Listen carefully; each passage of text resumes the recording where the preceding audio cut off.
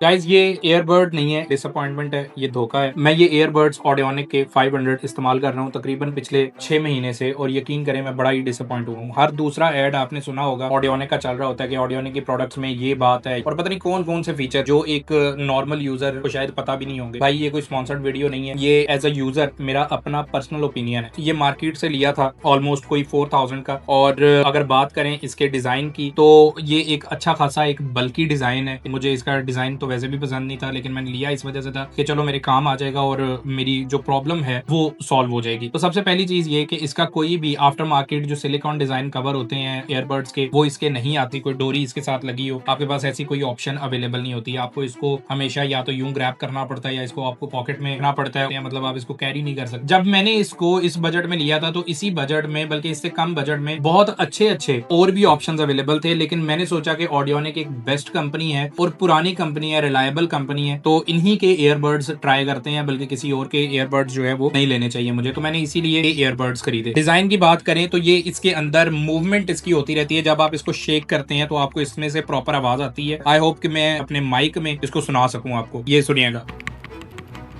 ये इसकी आवाज है। अब आप कहेंगे कि आप इसको क्लेम करवा सकते थे, इसकी वारंटी में होगा तो आप इसको क्लेम करवा लेते। तो भाई कोई क्लेम ऐसी चीज होती है कि आपका कोई सॉफ्टवेयर उड़ गया है, कोई कनेक्टिविटी में कोई प्रॉब्लम आ रही है, या साउंड ठीक नहीं आ रहा, तो फिर आप इसको क्लेम करवाएंगे। अब इस चीज का मैं क्या क्लेम करवाऊं? मतलब 4000 रुपया एक अच्छी अमाउंट है यार, एक हैंडसम अमाउंट है। अगर वो पे करके आपने एक प्रोडक्ट ली है और इतनी बड़ी कंपनी है, तो बैटरी इस 1 घंटा या 1.5 घंटा निकालती है, जबकि डब्बे के ऊपर 8 घंटे लिखी हुई है। जो सबसे बड़ा इशू है इसमें, जिससे मैं बड़ा तंग हूं, वो ये है जब भी आप किसी एयरबड को बॉक्स से निकालते हैं तो उसमें एक साउंड आता है। मतलब नॉर्मली ईयरबड्स ऐसे होते हैं कि आपने ईयरबड को निकाला, उसमें एक बीप हुई, आपने उसको कान में लगाया, डिवाइस कनेक्ट हो जाती है। अब इसमें प्रॉब्लम ये है कि जब भी आप इसको बॉक्स से निकालते हैं तो एक साउंड आता है। वो साउंड मैं सुनाता हूँ आपको, ये साउंड सुनिएगा जरा।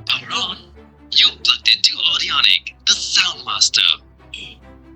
Your device is ready to pair. ये वो मैसेज है जो हर दफा ये प्ले करता है, और कॉल में कनेक्टिविटी में तकरीबन 7-8 सेकंड ले जाता है। यकीन करें, मतलब ऑब्वियसली क्लाइंट्स की कॉल्स लगी होती हैं या कोई कॉल आई होती है, तो आपके 7-8 सेकंड तो इसी कनेक्टिविटी में ये बर्बाद कर देता है। मतलब हर दफा आपने प्रमोशन करना कोई जरूरी है भाई? छोटी सी एक चीज है कि सॉफ्टवेयर में चेंज करके ये किया जा सकता है। दूसरी डिवाइस के साथ कनेक्ट करने के लिए पहले वाले का आप ब्लूटूथ ऑफ करेंगे, फिर आप दूसरी डिवाइस के साथ कनेक्ट करेंगे, फिर उसका ब्लूटूथ आप ऑफ करेंगे, फिर ये वापस पहली डिवाइस के साथ कनेक्ट होगा। तो इसमें कोई डुअल कनेक्टिविटी वाला फीचर नहीं है। कॉल्स के लिए ये इतना कोई ज्यादा हैंडी नहीं है। मतलब अगर आप इस पे कॉल्स करते हैं तो आपको जरा लाउड बोलना पड़ता है ताकि आपकी आवाज आगे जाए, और बहुत ज्यादा शोर भी जाता है आगे। तो मेरा ख्याल है कि साउंड के हवाले से या कॉल्स के हवाले से ये रिकमेंडेड नहीं है। सिर्फ गाने सुनने हैं उसके लिए ये एक बेहतरीन डिवाइस है। कंक्लूजन ये है कि इसके साथ एक और ईयरबड्स थे जो मैंने लिए थे 680, उसमें भी सेम इशू है। उसको भी मैं जब कान में लगाता हूँ तो वही पावर ऑन, मतलब आई मीन टू से कि यार ये क्या बकवास है यार। ये देखिए, पावर ऑन के बाद ये एक दोबारा मैसेज